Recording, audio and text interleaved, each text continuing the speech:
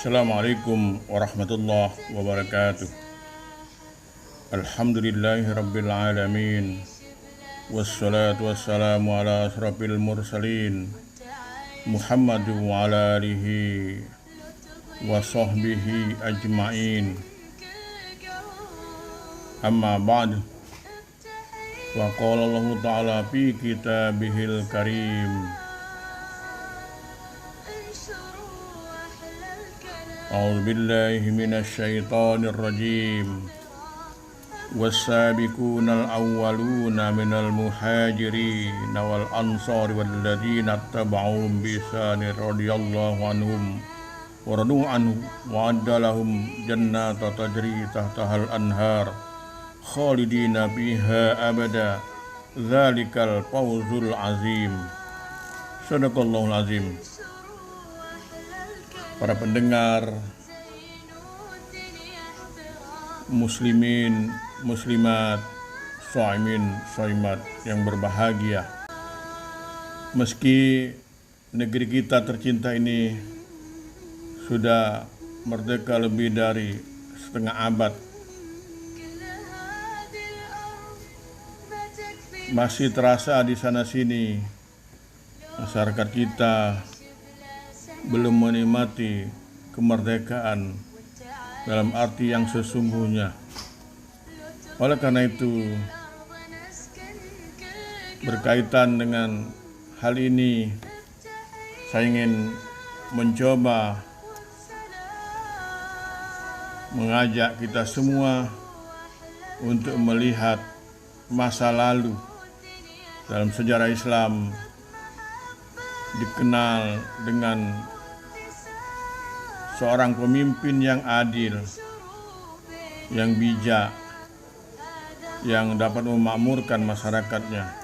Oleh karena itu, tentu pada bulan Ramadan ini saya perlu mengingatkan kembali kepada kita semua untuk melihat profil seorang pemimpin yang sangat terkenal akan keadilan di zamannya, kejujuran, kecakapan dan kebijakannya,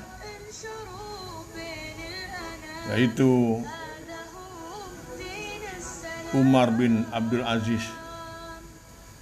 Para ahli sejarah banyak yang mensejajarkan dengan Khulafa ar-Rasyidin atau yang empat itu, Abu Bakar, Umar, Utsman, dan Ali bin Abi Thalib. Dari dirinya akan diperoleh beberapa contoh suri teladan yang sangat berguna bagi para pemimpin dan generasi muda, baik di perkotaan ataupun di tempat-tempat atau di daerah pedesaan, mungkin di negeri kita tercinta ini. Pada mukadimah tadi saya membacakan surat At-Taubah ayat 100, yaitu orang-orang yang terdahulu lagi pertama-tama masuk Islam di antara muhajirin dan ansor, dan orang-orang yang mengikuti mereka dengan baik. Allah ridho kepada mereka dan mereka pun ridho kepada Allah, dan Allah menyediakan bagi mereka surga-surga yang mengalir beberapa sungai di dalamnya. Mereka kekal di dalamnya selama-lamanya. Itulah kemenangan yang besar. Pendengar yang berbahagia, Ibnu Khutaibah, seorang sejarawan muslim yang terkenal, menyatakan bahwa saat Khalifah Sulaiman Ibnu Abdul Malik wafat, para pejabat dan rakyat dinasti Umayyah berkumpul di masjid. Pada saat itu, Perdana Menteri Raja Ibnu Haywah membuka surat wasiat darinya dan membacakannya dengan penuh perhatian. Dalam surat wasiat itu dinyatakan bahwa Umar Ibnu Abdul Aziz ditetapkan sebagai khalifah menggantikannya. Dia menanggapi surat wasiat tersebut sebagai malapetaka seraya mengucapkan Inna lillahi wa inna ilaihi raji'un. Setelah didesak oleh para pembesar dan rakyat, Umar ibn Abdul Aziz akhirnya menerima jabatan dengan menyampaikan pidato perdananya. Seusai pidato pada hari Jumat bulan Safar tahun 99 Hijriah, dia ditetapkan sebagai Khalifah Bani Umayyah yang ke-8. Beberapa kebijakan yang perlu diteladani, di antaranya pertama, bidang agama. Dalam bidang agama, ia dapat menghidupkan ajaran Al-Quran dan Al-Hadis seperti pada masa Umar bin Khattab dalam rangka mengembalikan kemuliaan agama dalam berbagai aspek kehidupan dan mempergunakannya untuk mewarnai kehidupan kemasyarakatan dan bernegara. Kedua, bidang sosial politik. Dalam bidang ini, Umar ibn Aziz menerapkan prinsip politik yang menjunjung tinggi kebenaran dan keadilan yang lebih utama dari segalanya. Jika para khalifah sebelumnya menjalankan politik kekerasan terhadap lawan-lawan politiknya, mereka menyiksa, menindas dan mengejar-ngejar keturunan Ali bin Abi Thalib, Bani Hashim, dan pengikut Khawarij.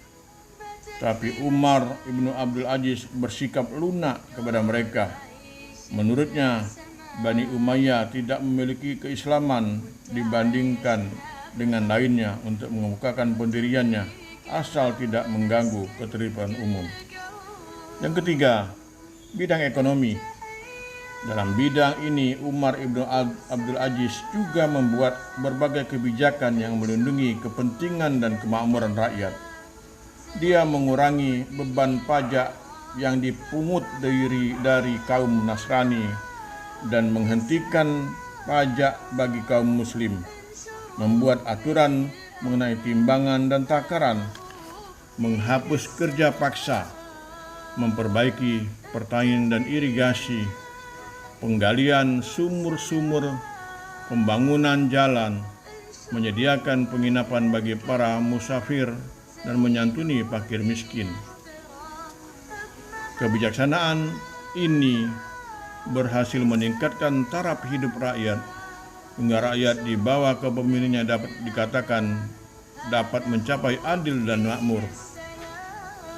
Meski hanya 2,5 tahun menjabat, Umar ibn Abdul Aziz mampu memberi berbagai nilai luhur yang dijadikan teladan bagi umat Islam. Di antaranya, pertama, Al-Quran dan Sunnah dijadikan pedoman dan arahan utama dalam kehidupannya, baik secara pribadi, keluarga, sosial, dan negara. Kedua, tidak berambisi kepada jabatan. Ketiga, menegakkan dan menjunjung tinggi kebenaran dan keadilan dalam keadaan apapun dalam rangka tercapainya kemaslahatan dan kesejahteraan. Yang keempat, meningkatkan taraf hidup rakyat. Yang kelima, menegakkan hak-hak asasi manusia dan menjunjung tinggi nilai-nilai kemanusiaan. Yang keenam, tidak memanfaatkan jabatan untuk memperkaya diri. Yang terakhir, sanggup membedakan antara urusan kenegaraan dengan urusan keluarga. Bahkan tidak mau menggunakan fasilitas negara untuk kepentingan keluarga. Para pendengar yang berbahagia, sungguh indah, sungguh bijak rasanya kalau kita perhatikan kepemimpinan seorang Umar ibnu Abdul Aziz yang termasyhur itu. Mari kita teladani, kita terapkan kepemimpinan Umar ibn Abdul Aziz pada tempat atau bidang atau bagian kita masing-masing. Semoga kita dapat sekali lagi memanfaatkan dan mengaplikasikannya di tempat kerja kita demi kelangsungan, kemajuan dan kejayaan minimal organisasi kita, Persyarikatan Muhammadiyah tercinta ini. Ini saja yang dapat saya sampaikan pada kesempatan ini. Sekali lagi, mudah-mudahan keberkahan senantiasa menaungi kita semua. Nasrun minallah wa fathun qarib. Wassalamualaikum warahmatullahi wabarakatuh.